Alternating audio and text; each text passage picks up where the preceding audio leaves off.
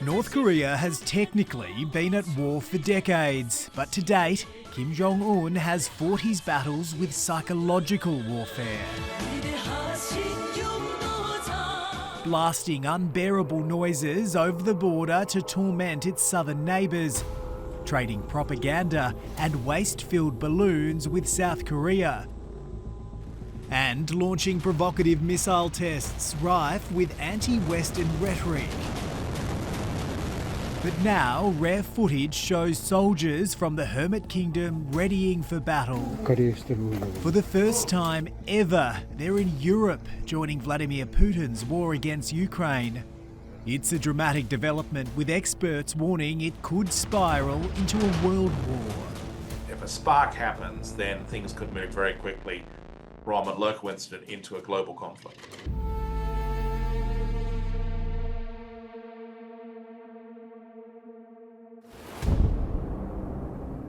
After invading Ukraine in 2022, Russia faced isolation from most of the world. The West shut up shop, imposing sanctions for good measure. It's a pity that it's closed. It was the only place where I could get good food. North Korea was one of just 5 countries to support Russia in a United Nations vote in March 2022. And I take this opportunity to affirm that we will always stand with Russia on the anti-imperialist front. Since then, the DPRK continues to supply Russia with vital military hardware. Western intelligence sources claim that includes half the artillery shells fired by Russia in Ukraine. In June, the bond between Russian President Vladimir Putin and North Korean despot Kim Jong-un deepened. During a rare state visit by Putin to the DPRK, the pair signed a mutual assistance treaty. The deal has important ramifications, according to defence analyst Malcolm Davis. It's the North Korea-Russia agreement that basically says North Korea will assist Russia in its wars. In return, Russia will assist North Korea in its wars. It's because of this treaty that Kim Jong-un has shipped over 10,000 elite troops to Russia, supporting President Vladimir Putin's brutal war of attrition with Ukraine. This secretly recorded footage shows recently arrived North Korean troops inside Russia.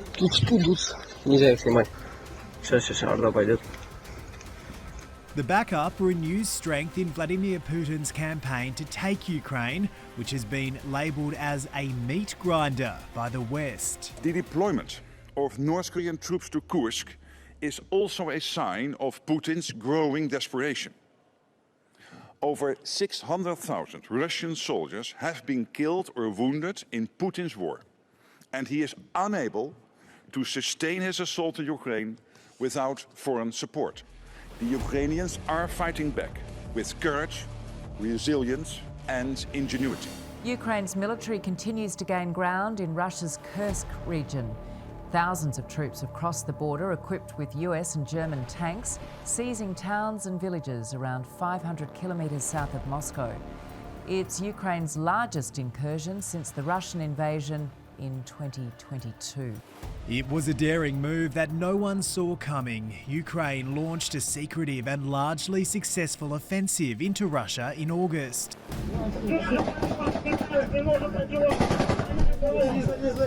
Ukrainian soldiers filmed themselves putting up their country's flag in a Russian village, signalling to Moscow that they aren't willing to settle for a stalemate in this war. Should DPRK's troops enter Ukraine in support of Russia, they will surely return in body bags. So I would advise Chairman Kim to think twice about engaging in such reckless and dangerous behavior.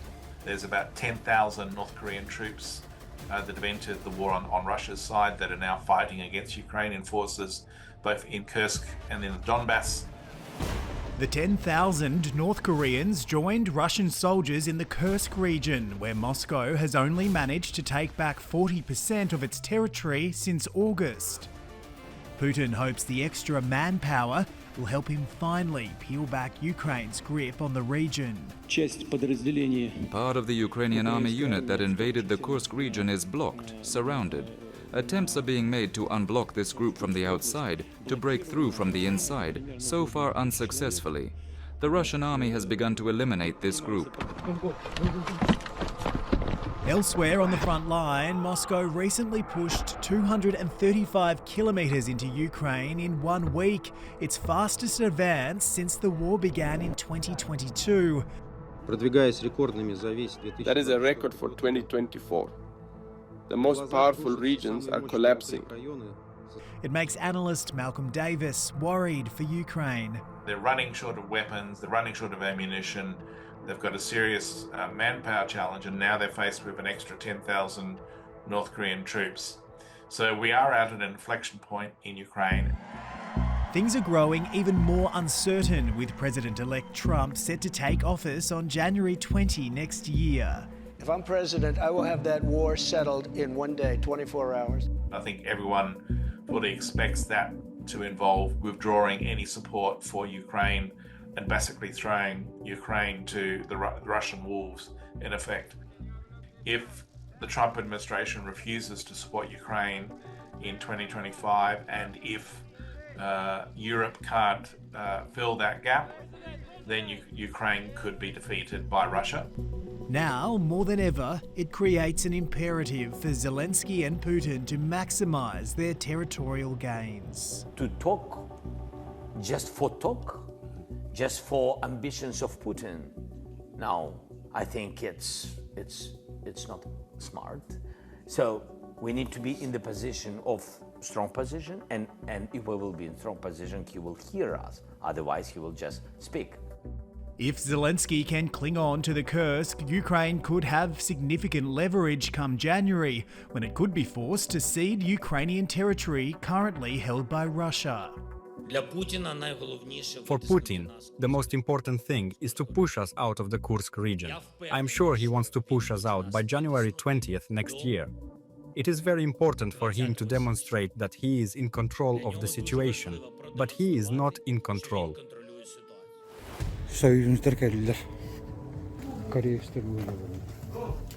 Most of the North Koreans are still yet to see direct conflict with the Ukrainians on the front lines, and little is known about their capabilities.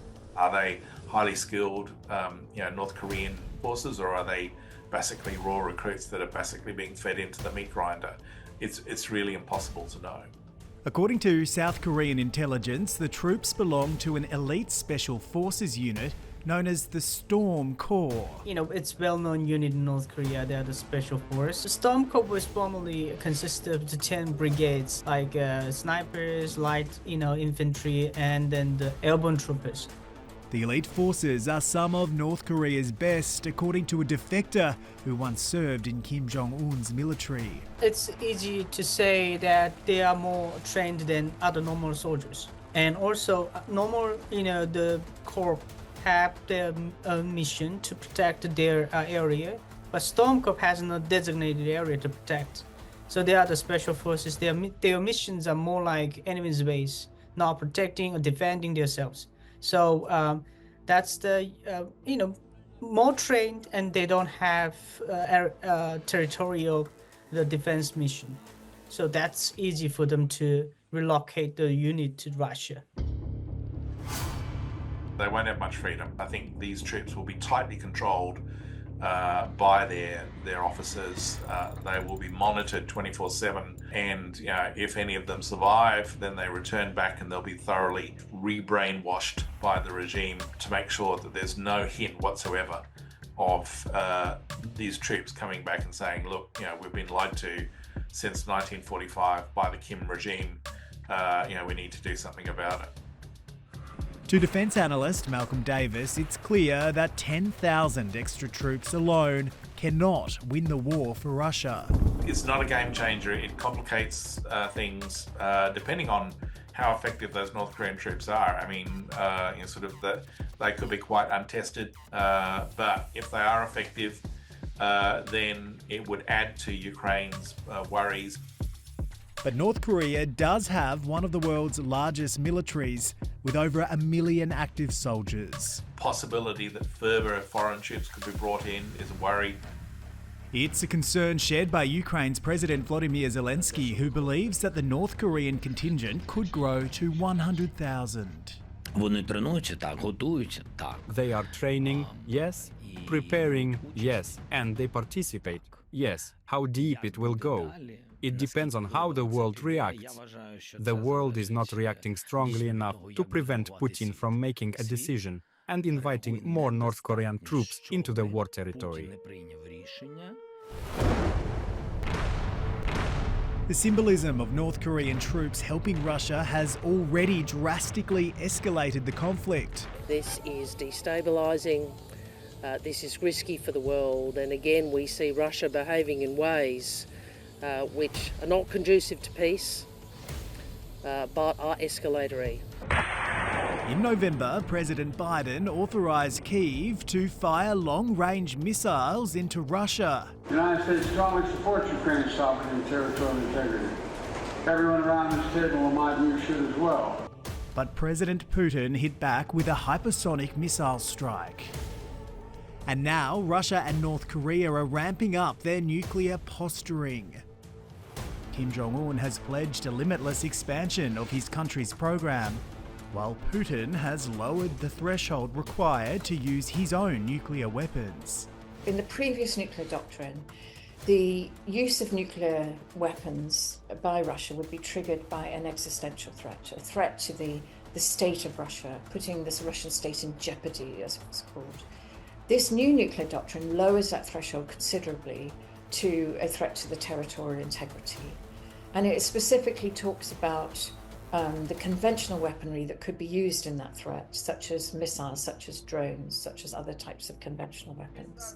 It appears dangerous, but I think we should also not let ourselves be intimidated and cowed by these threats from Russia and by its escalatory actions. That's precisely what Putin wants. He wants to really cow the Western countries and the Ukrainians into saying, okay, we give up. We can't fight this anymore. This is the first time North Korean soldiers have faced major conflict since the Korean War ended in 1953. They will gain invaluable experience in modern battlefield techniques and drone warfare. It's experience they could use in future conflicts. We question what Russia must be giving to the DPRK and Iran in return for their assistance. Many observers believe that Putin will also funnel money and technology towards Kim Jong-un's regime. Russia's increasing military dependence on Iran and the DPRK is endangering the world, particularly by increasing DPRK and Iran's ability to threaten the Indo-Pacific and the Middle East on a catastrophic level. The DPRK and the Russian Federation are entitled to develop overall bilateral relations in all fields. North Korea's just sent 10,000 troops. They'll want something in return. So what North Korea gets in return is Russian expertise and technology on nuclear weapons, on missile technologies, and on space technology. The North Korean space program has just suffered numerous disasters. It's not very good. So having access to Russian space launcher technology would give the North Koreans a boost there. The missile technology, I think, would also count a great deal. The North Koreans are developing a full suite of ICBMs, tactical ballistic missiles and so forth, but having access to Russian missile technologies would accelerate that development. And of course nuclear weapons as well. Kim flexed his missile program in late October with North Korea's longest intercontinental ballistic missile test ever. The DPRK's launch of yet another ICBM is of serious concern and represents a grave threat to regional stability. The test shows once again that North Korean missiles could reach foes as close as Australia and as far as America.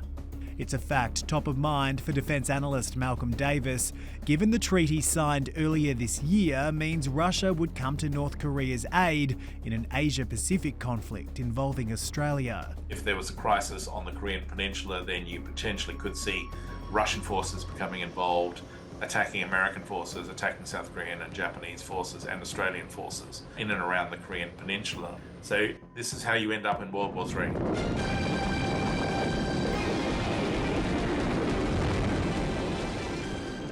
Iran and China have been accused of also providing arms to Russia in the Ukraine conflict. We know that Russia counts on the military backing of North Korea and Iran, as well as the substantial support provided by China. Malcolm Davis believes that support for Russia from North Korea, China and Iran could mark the beginning of a cataclysmic shift in the global order. I think what it does demonstrate is the willingness on the part of an axis of authoritarian states, Russia, China, North Korea, Iran, to coordinate their actions and cooperate in effect to challenge not only what's happening in not only Ukraine's survival, but more broadly the West's interests. It's a threat, he says, that cannot be ignored. And so really this is a deliberate campaign at a global level to end a US-led democratic international system and replace it with an authoritarian order led by China with Russia as a secondary partner. So far, Kim Jong-un's regime appears to be the only victor in the Russian-Ukraine war, a conflict which has devastated large parts of Europe and threatens to escalate even further as each day passes. In a way, I think you could call this a world war or the beginning of a world war. We all need to prepare for that possibility to deter it.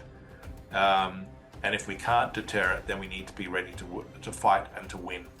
And I think that demands international political unity on the part of the Western democracies. It demands that the US lead. Unfortunately, I'm not sure that the US will lead under Trump. I don't know. And it demands that every state in Europe, in the Indo-Pacific, including Australia, pull their weight and burden share to a much greater degree than what we've done in the past. So we need to step up and be ready and take this very seriously.